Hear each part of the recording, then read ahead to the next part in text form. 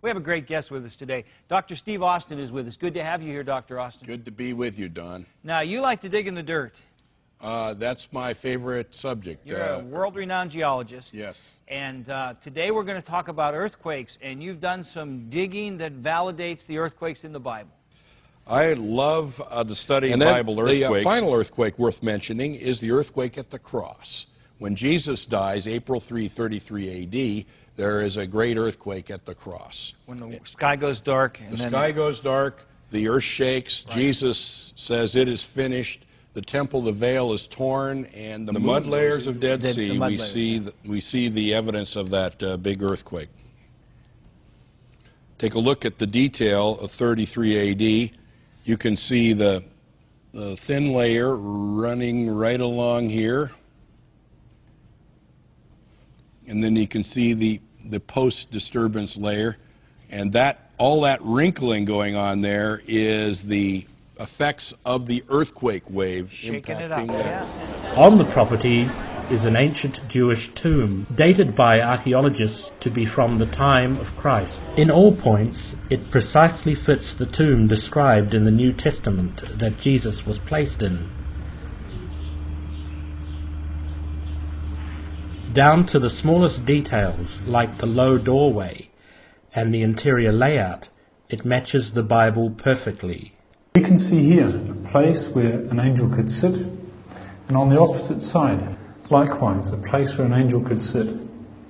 The doorway is just here. Someone could look right on the door and see, just here, where the body would have lain. Now, we do read in the New Testament that as the women were approaching the tomb, the first resurrection morning, the one question they had in their minds, above all, was an obvious one, but nonetheless, they were asking themselves, who will roll away the stone? We're told Joseph's tomb was sealed with a great stone. Now, this here is that tomb.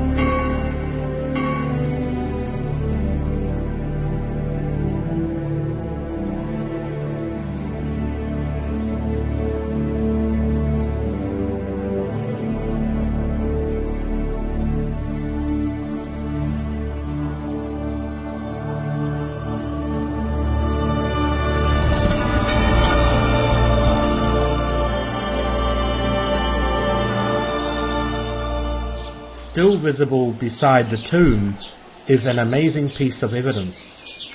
When the angel rolled the stone away from the door, the iron rod hammered in by the Roman soldiers was sheared off, and the remaining portion of it is still there today. And last year there was a visitor here who turned out to be a metal engineer, and he asked permission to take away a sample, which he did. And he's dated that as 2,000 years old. Now, when we read about the death of Jesus, we read that he was placed in a tomb which had not been used, that the stone was rolled across the entrance, and it was sealed. Question is, how do you seal a stone?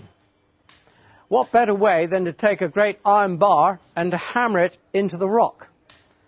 To prevent the stone being rolled back. During the Byzantine period, which is about it's actually 324 to 640. Okay. But during that period, this was an area that was used for Byzantine worship, and all the evidence is there for that. The heart-shaped baptistry, the gully taking the water away, and the foot basin here, and the place for beams and supports for arches, all indicates it was a covered area. It was a church. Thank you.